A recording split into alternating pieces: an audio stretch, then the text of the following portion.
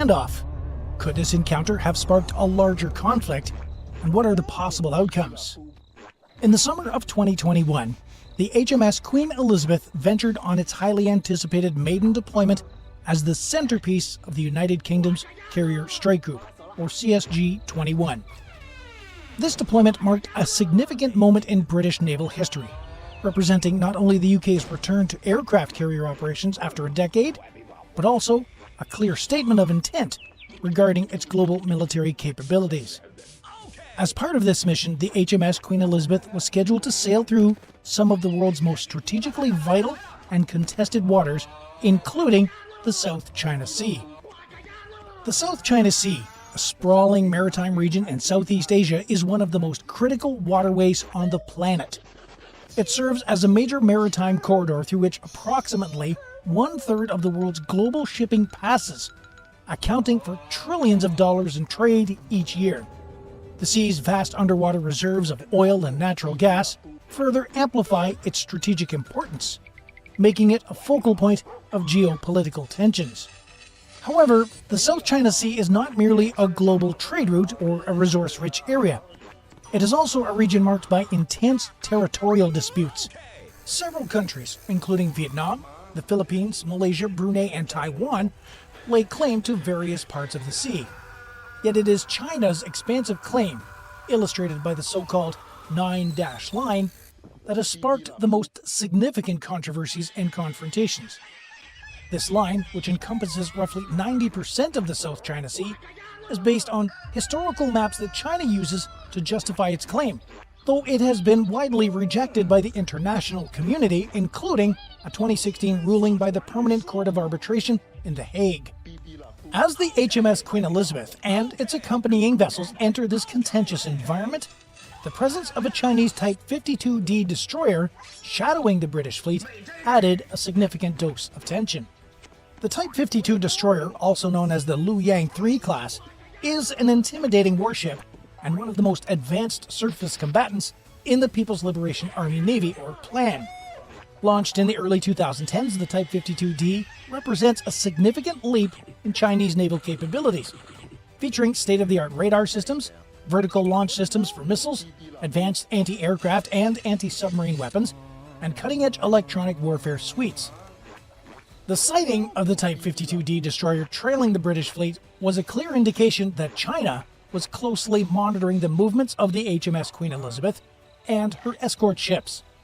Given the strategic significance of both the South China Sea and the British carrier, the shadowing operations was a demonstration of China's intent to assert its presence and maintain surveillance over what it considers a crucial area of its national interest.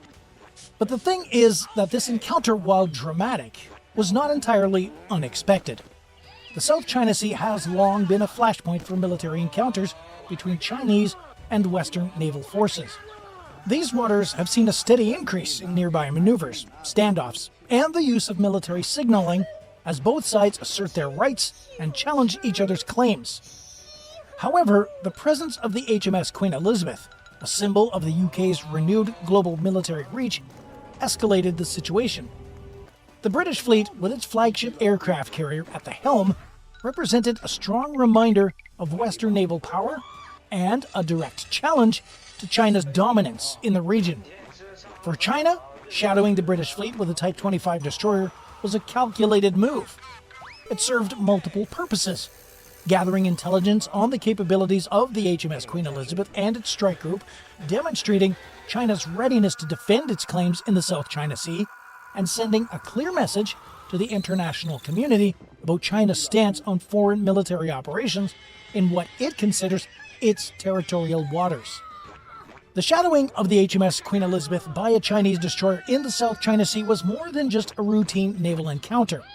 It marked the beginning of a high-stakes standoff between two formidable naval powers. Diplomatic exchanges and public statements, the war of words. In the aftermath of the encounter, the diplomatic machinery of both the United Kingdom and China shifted into high gear.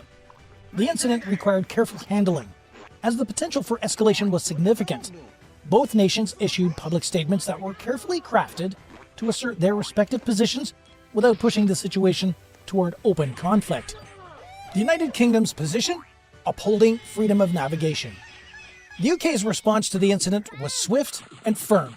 The British government emphasized that the HMS Queen Elizabeth deployment was in full compliance with international law, particularly the United Nations Convention on the Law of the Sea, or UNCLOS, which guarantees the right to freedom of navigation in international waters. The UK framed the passage of its carrier strike group through the South China Sea as a legitimate exercise in this right and a demonstration of its commitment to maintaining a rules-based international order.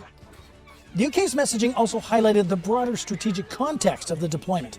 Since leaving the European Union, the UK has sought to redefine its role on the global stage, with a particular emphasis on the Indo Pacific region.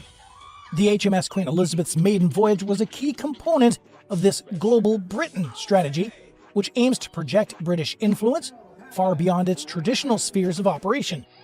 By sending its flagship aircraft carrier into the Indo Pacific, the UK was signaling its intent to play a more active role in the security dynamics of the region, alongside traditional allies like the US and new strategic partners such as Japan, Australia, and India.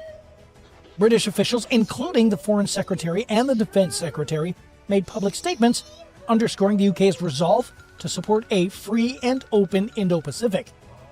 They framed the HMS Queen Elizabeth's presence in the South China Sea as a contribution to the regional stability and a counterbalance to any attempts to undermine international law.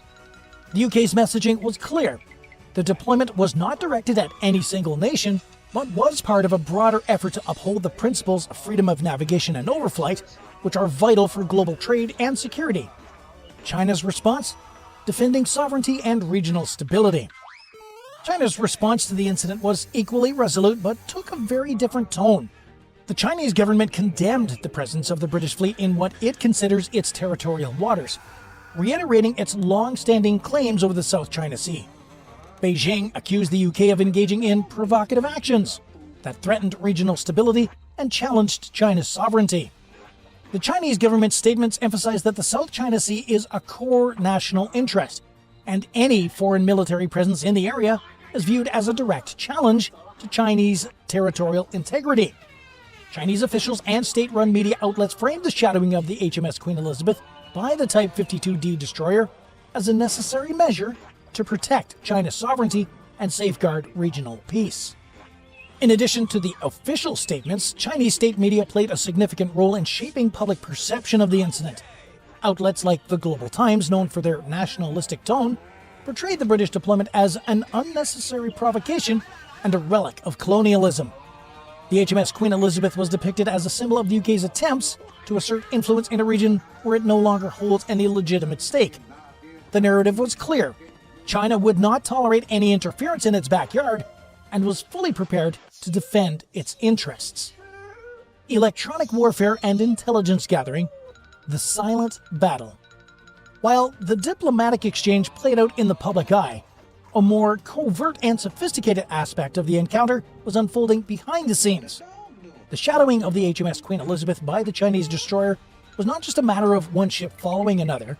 It involved a complex and high-stakes exchange of electronic signals, intelligence gathering, and strategic posturing. This silent battle was crucial in determining the balance of power during the standoff and had significant implications for both sides. So what happened next? Well, electronic warfare, or EW, is a critical component of modern naval operations, especially in a region as strategically vital and contested as the South China Sea. Both the HMS Queen Elizabeth and the Chinese destroyer are equipped with advanced EW systems designed to detect, jam, and counter electronic signals from enemy vessels. These systems include radar, communications, and electronic countermeasures, all of which play a major role in modern naval engagements. During the encounter, the Chinese destroyer likely employed its EW capabilities to gather detailed intelligence on the British fleet.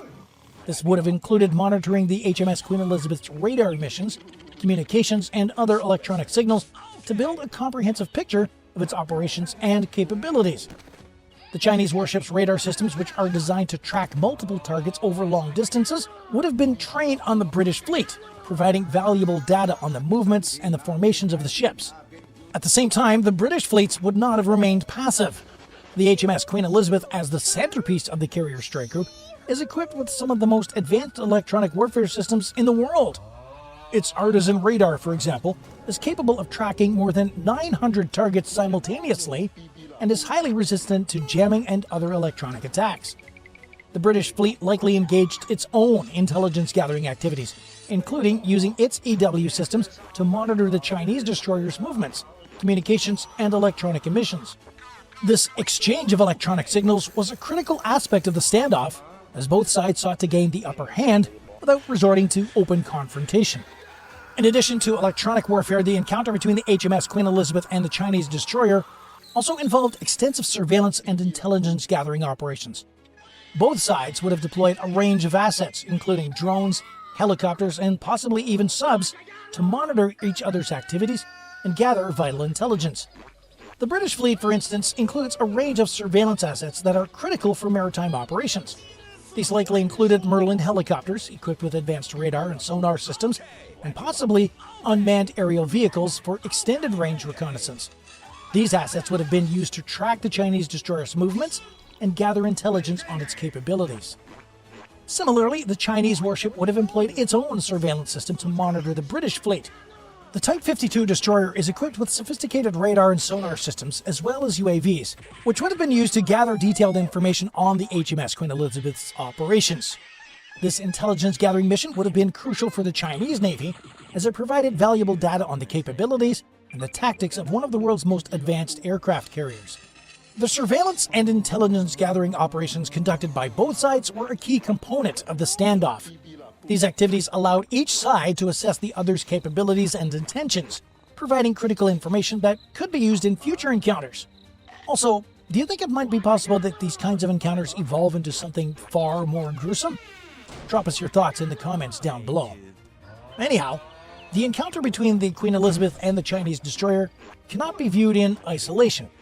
It is part of a more overall geopolitical struggle for influence in the Indo Pacific region. As China continues to rise as a global power, its ambitions are increasingly clashing with those of established powers like the US and its allies. The South China Sea, with its strategic importance and contested territories, has become a key battleground in the struggle for influence, where the stakes are not just regional, but global. But there's also another thing we should consider here. The UK's deployment of the HMS Queen Elizabeth into the Indo Pacific was a significant moment in the country's post-Brexit foreign policy. After leaving the European Union, the UK has sought to redefine its role on the global stage, with a particular focus on the Indo Pacific, a region that's expected to drive much of the world's economic growth in the coming decades. The deployment of the HMS Queen Elizabeth was a clear signal that the UK intends to play a more active role in the security dynamics of this region. You see, the carrier strike group's journey through the South China Sea was part of an effort to strengthen ties with key regional allies, including Japan, Australia, and India.